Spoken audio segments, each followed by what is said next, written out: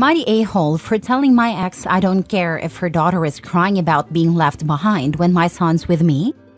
I, 27 male, was with my ex for 4.5 years and we had our son 6 together. We broke up when he was 2, after I learned she'd cheated on me and the baby she was carrying might not be mine. When her daughter was born, we did a DNA test for both kids. My son was mine, which I felt I knew anyway, but it was also confirmed her daughter was not mine. She doesn't know who her daughter's father is, and I was asked by her parents, and her sister to raise her as mine anyway, so the kids would be brought up the same. I said no.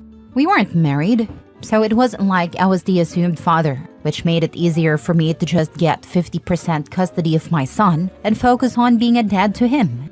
Things between us aren't good, and I don't play a role in her daughter's life.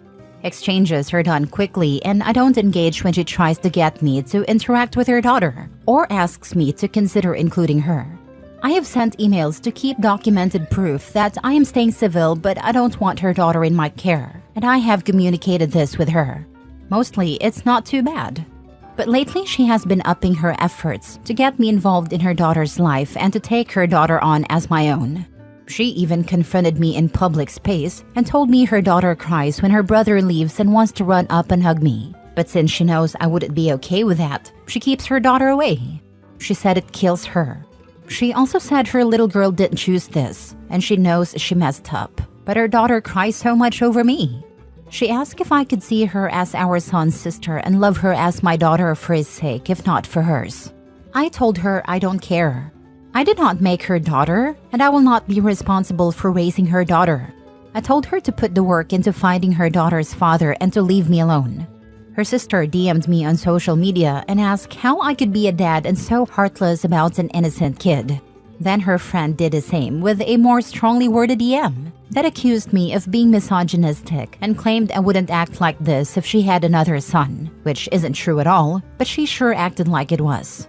Am I the a-hole? Now for the top comments. Yes, you are. Clearly, you are not the bigger man and are teaching your child to be a petty man in the process. No wonder your wife cheated on you. You're not a man. She wasn't my wife, and she's the one who chose to sleep around so much she doesn't know the father.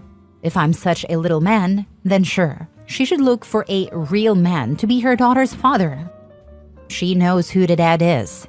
He either ghosted when she became pregnant so he's not a fallback option, or he's not stable. Or both. She cheated with more than one guy, and these were one-night hookups, so it's very easy to believe she doesn't know from my side.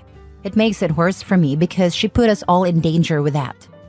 As long as you're prioritizing your own child's well-being, you are not the a-hole. It may be tough for the ex's daughter, but that's not your responsibility. Focus on your own family. Based on the timeline provided, this little girl wasn't even born when Opie left and is at most 4 years old now. She doesn't know Opie, so any expectations she has about Opie are coming from her mother, assuming this drama about the little girl crying and wanting to hug him is even true. My money is on it being pure manipulation. The ex must be encouraging this and is actively harming her daughter in doing so. I'm sure there would be some tears and fear of missing out no matter what. It's still a little girl whose big brother is off doing something without her, but it sure sounds like the ex is making it so much worse. We can all feel sorry for the little girl while recognizing that any sorrow she feels is 100% the fault of the mother and not OP's issue to fix, and not OP's issues to fix. However, would anyone be surprised if the mother wasn't going out of her way to ensure the daughter is unaffected? Whether through omission or commission, she's making it worse than it needs to be. OP, your mantra is, if you feel angry about the girl's circumstances, please direct your anger to whoever put her in that situation. I had no role in that. Don't name the mother, just make the situation clear. Then block, block, block. If necessary, return to court if the mother keeps violating boundaries. I wonder about that too. She doesn't have to bring her daughter to exchanges. She doesn't have to let her go undistracted if I go by her house to pick my son up. I've tried to find ways to stop this girl being present, and it doesn't work. So that's on my ex. Next story. Am I the a-hole for walking my sister down the aisle and saying I wouldn't do it for the girl my parents adopted? My parents were best friends with a couple named Ben and Kathy. They had a daughter who was a year younger than me. Growing up, she was horrible, especially to me. She'd steal my stuff, embarrass me in school, and bully me. In middle school, she passed around a photo of me as a toddler where I had no clothes on. She told everyone I wet the bed until I was 8. It turned out it was due to an undiagnosed kidney condition. She also tried to make me out to be a creep who was spying on girls changing. It wasn't true. It turned out to be her boyfriend at a time, but she said she saw me when some of the girls complained about feeling eyes on them. Ben and Kathy died when she was 15, and my parents adopted her and finished raising her. My sister and I were so angry at them. They knew what she was like, but they said she was family, and they'd promised her parents that we should love and be there for her.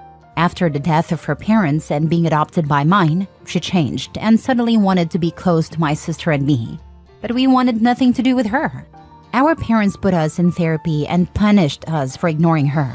But we were angry with them too and went no contact when we went to college. My sister is 2 years younger than me. We're still very low contact. My sister got married a few weeks ago, didn't even invite our parents or this girl, and I walked her down the aisle. At a family party over the weekend, it was talked about. Our extended family found it sweet. Then the girl said something about doing it for both sisters, and I said no way I would ever do it for her. She looked hurt, and my parents told me I was the one who couldn't let a child grow up and change how she was. I said she tried to get me in big trouble with that spying on girls changing. I said that kind of thing can ruin people. I also told them they chose someone who was never family over their actual kids. My sister backed me up. They said I didn't have to act like it was outrageous that I wouldn't walk this girl down the aisle too. And they said she's my sister whether I like it or not. Am I the a-hole? Not the a-hole. Stop engaging with all of them for peace of mind. Stop trying to explain. The answer ends at no. Why can't OP's dad walk her down the aisle? Why is this even an issue? OP's parents are just trying to start some drama. Agreed in both fronts, not the a-hole and don't engage. She may be your adopted sister, but she's also your bully, and that outweighs any familial relationship. Do your parents not care how this girl treated you? Sure, people can change, but scars from bullying never go away.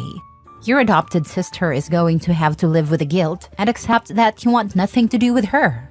The person walking down the aisle chooses who accompanies them, but one can also decline to do so. Stay low contact with your parents and adoptive sister. Actions have consequences, not the a-hole. They never acted like they cared. They put me at risk of being accused of even worse, and who knows why she didn't, but I feel so lucky because they didn't protect me from that. Heck, they knew she was putting me through hell and acted like she was still my family. As someone else with an abusive adopted sibling, I didn't even tell my brother. It was a small affair, so I just prayed he didn't come by my parents' house because that's where we hosted the reception. I don't even let my toddler near my brother on the off chance he's around. Your parents didn't get the message when they were left out of their daughter's wedding? Also, this girl only said that you get a reaction and cause trouble. She fully knows you'd never do that. She's playing your parents for suckers. Nope, they still hope we'll reconcile one day. Maybe my sister will. She didn't deal with us much. But me? Never. Next story. Am I the a-hole for telling my dad I'm not cutting off my grandma for not treating my stepsister the same as me? My dad and grandma have been fighting a lot since he got married 5 years ago. Grandma knows that dad has poured way more energy into his stepdaughter 16 than me 17, and she tried to warn him that it was pushing me away. Dad would get defensive and say I needed to adjust to sharing him, and look, I get a mom out of it, like my stepsister got a dad out of it. She told him I was being left out, and that it wasn't his wife's job to make up for him focusing on his stepdaughter. It was on him to be a father to his son. My dad called her an interfering old bat and told her to buzz off.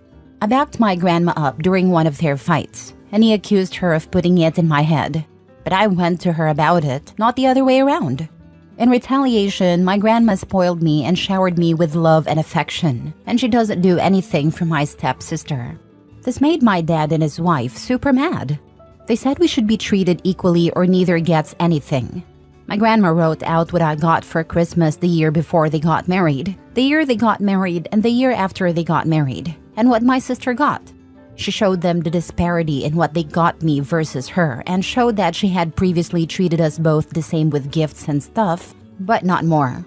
My stepsister is upset and hurt because she has no grandparents and wanted my grandma to accept her.